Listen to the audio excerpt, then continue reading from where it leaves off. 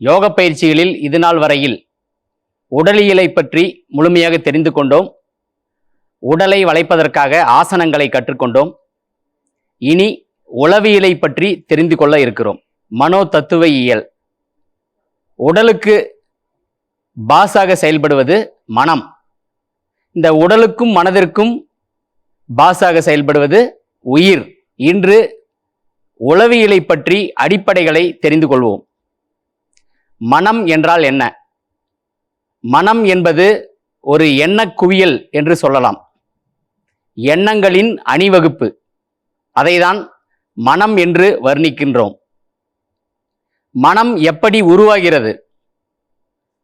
ஐம்புலன்கள் வழியாக மனம் உருவாகிறது. அதாவது கண்ணு மூலமா பார்க்கறது, காது மூலமா கேட்கறது, மூக்கு மூலமா வாசனை உணர்வு, தொடு உணர்வு, இப்படி ஐம்புலன்கள் வழியாக எண்ணங்கள் சேர்ந்து மனமாக உருவாகிறது. ஒரு சாஃப்ட்வேர் போல. உடலிற்கும் உயிருக்கும் இடைப்பட்ட இணைக்கும் விதமாக இந்த மனம் செயல்படுகிறது. இந்த மனதின் இரு நிலைகள் இருக்கிறது.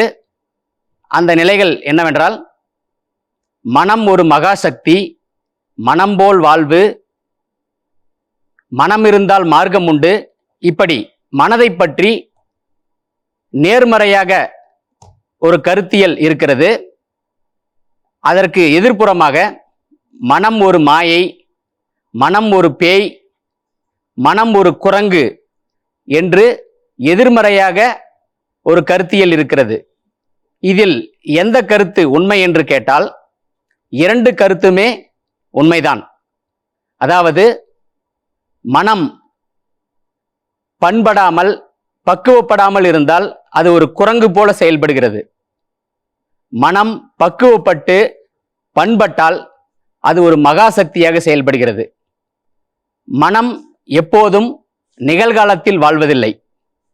ஒன்று இறந்த காலத்தில் வாழ்கிறது அல்லது எதிர்கால கனவுகளில் வாழ்கிறது. நிகழ்காலத்தில் மட்டும் வாழ மறுக்கிறது. இது மனதினுடைய இயல்பு. இந்த மனதை எப்படி ஆள்வது? இந்த மனதை ஆள்வதற்கு முன்பாக இந்த மனதை பற்றி நாம் தெரிந்து கொள்ள வேண்டும்.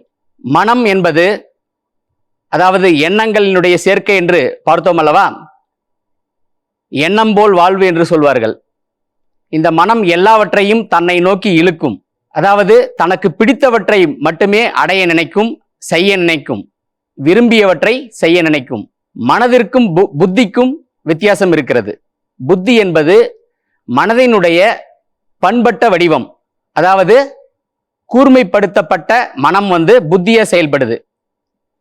புத்தி பாத்தீங்கன்னா நினைச்சதெல்லாம் செய்யாது, எது நல்லது கெட்டது என்று ஆராயும் தன்மையுடையது. இதுதான் மனதிற்கும் புத்திக்கும் உள்ள வித்தியாசம். எப்படி உள்மூச்சு இயங்குது, வெளிமூச்சு எப்படி இயங்குதுங்கிறத நம்ம மனக்கண்ணால பார்க்க போறோம். அதுதான் இந்த பயிற்சி. முதல்ல ரெண்டு கையிலையும் சின்முத்திரை வச்சுக்கலாம். கண்களை மூடிக்கிட்டு முதல்ல உள்மூச்சை மட்டும் கவனிக்கலாம். வெளிமூச்சை பத்தி கவனம் தேவையில்லை. உள்மூச்சை மட்டும் நம்ம கவனிக்கலாம். எப்படி மூச்சு உள்முகமா பயணம் பண்ணுதுங்கிறத கவனிக்க போறோம். கண்ணை மூடிக்கலாம். இப்போது வெளிமூச்சில் மட்டும் கவனம் வைக்கலாம். இப்போ மூச்சு இழுக்கிறோம், அது தேவையில்லை. மூச்சு உள்ள போகுது, வெளியே மூச்சு வரும்போது மட்டும் கவனிச்சு பாருங்க.